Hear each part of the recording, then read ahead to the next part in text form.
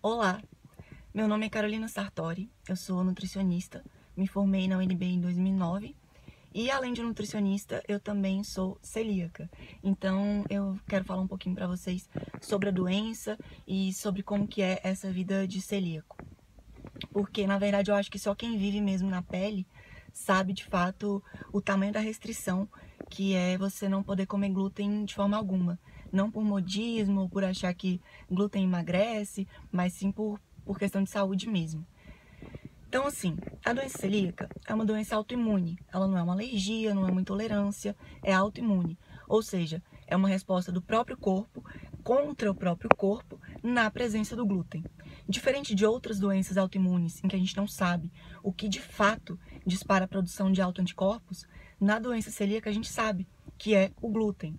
Então, quando o celíaco está isento do glúten, ele passa a ser uma pessoa normal, como outra qualquer, inclusive em relação a risco de doença, porque ele tem a oportunidade de regenerar as vilosidades intestinais.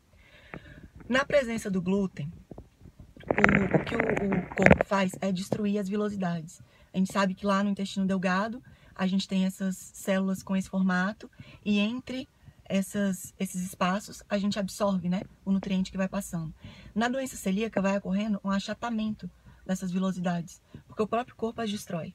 E pode achatar a um ponto em que a absorção de nutrientes seja zero. Nesse ponto, normalmente a doença é irreversível. E aí a pessoa encaminha para desnutrição grave até morrer. O que acontece antes disso, no celíaco não tratado, é que ele desenvolve algum tipo de malignidade.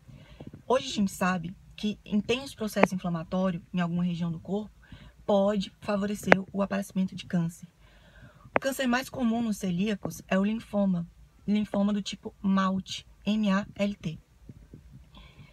Esse linfoma aparece normalmente em celíacos que não sabiam que eram celíacos e permaneceram comendo glúten durante toda a vida.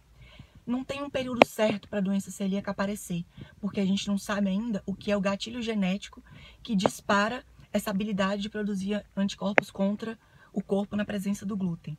Mas o que a gente sabe pode ser logo que a pessoa nasce e tem a primeira exposição ao glúten, ou pode ser lá para o final da vida. Não tem uma hora certa para aparecer.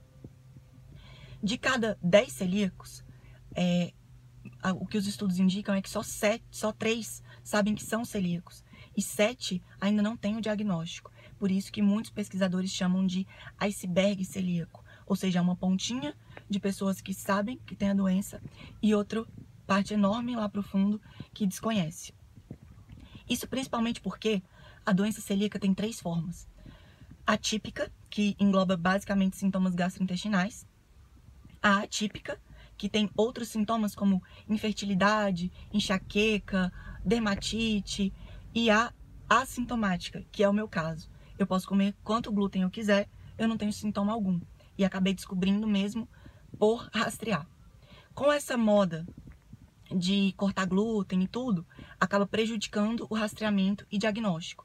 Porque o celíaco, depois que ele passa a fazer uma dieta sem glúten de verdade, ele zera os autoanticorpos e as vilosidades intestinais acabam normalizando. Isso demora algum tempo, pode variar de 3 meses a 1 ano para ter uma melhora. Depende do estado que estava inicialmente e da adesão do paciente à dieta sem glúten. Para fazer o diagnóstico da doença celíaca, a gente precisa de 3 exames, sendo que o principal deles é a biópsia intestinal. É o único padrão ouro para fazer o diagnóstico. Essa biópsia é feita por endoscopia, com retirada de uma porção do intestino delgado e encaminhamento para a biópsia. Os outros 2 exames são exames de sangue, que são o antiendomísio e o antitransglutaminase, que são 2 autoanticorpos. No entanto, hoje em dia, a gente também já tem disponível o exame genético HLA-DQ2 e HLA-DQ8, que são os 2 genes envolvidos na doença celíaca. Quando a gente faz esse exame? Em pessoas que são parentes de celíacos, que a gente já rastreia, porque se a pessoa tem o gene, significa que ela pode ser celíaca ou pode vir a ser celíaca um dia. Se a pessoa não tem o gene, é quase 100% de garantia de que essa pessoa nunca será celíaca. Esses alelos, HLA, eles também estão envolvidos em outras doenças autoimunes. Então é muito comum que uma pessoa com alguma outra doença autoimune também seja celíaca.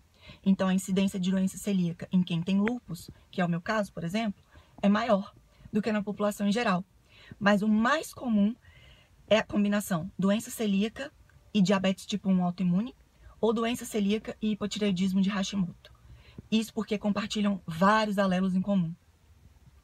Então, é bom que a gente sempre peça para pacientes com doenças autoimunes rastrearem a doença, mesmo que eles sejam assintomáticos, porque justamente o que eu expliquei antes, existe a forma assintomática da doença.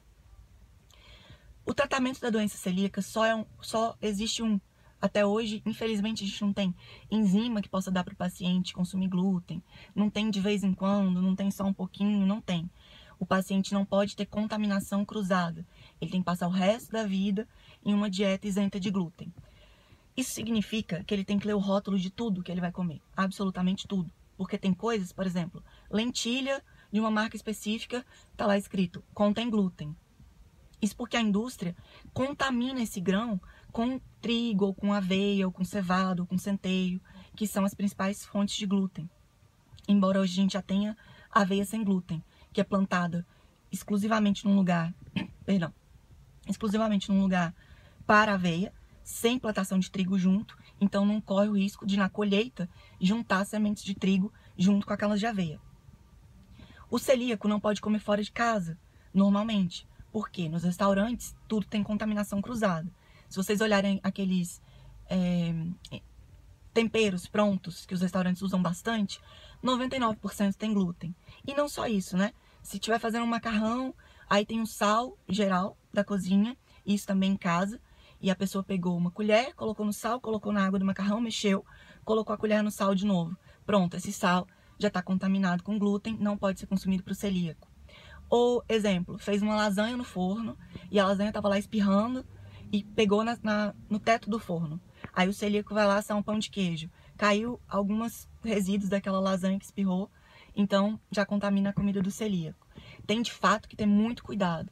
O ideal é que na casa do celíaco não entre nada com glúten. Mas se entrar, o celíaco tem que ter os utensílios dele separados, uma bucha de pia separada, porque, imagina, a bucha de pia pode passar ali no farelo de pão e aí acabar passando no utensílio que o celíaco vai usar e contaminar. Então tem que se ter muito cuidado com esse tipo de contaminação. Beijo na boca também contamina? Também contamina. Então, se o celíaco vai pra balada, não pode sair beijando alguém que tenha bebido cerveja, né? Porque muitas dessas bebidas também têm glúten. Embora a vida do celíaco seja bastante limitada em relação a comer fora de casa, ela não é nada limitada em relação à variedade de alimentos, já que nenhuma fruta tem glúten, a maioria dos grãos não tem glúten, as leguminosas não tem glúten, as raízes não tem glúten. Então, o que tem que priorizar na dietoterapia para o celíaco? Não é aquele monte de produtinho gluten-free, lotado de açúcar, gordura e conservantes, e sim priorizar uma alimentação o mais in natura possível. Então, basicamente, frutas, vegetais, grãos sem glúten, leguminosa, carnes. Leite derivados, a maioria não vai ter glúten, embora muitos sejam contaminados. O principal é iogurte. Queijos, muito raramente vocês vão ver um queijo com glúten. Leite, menos ainda. Beleza? Eu espero que eu tenha explicado um pouquinho para vocês o que é, que vocês tenham entendido e que vocês estudem bastante, fiquem craques em doença celíaca, porque hoje em dia não é fácil achar um nutricionista que entenda dessa doença, não. Tchau para vocês!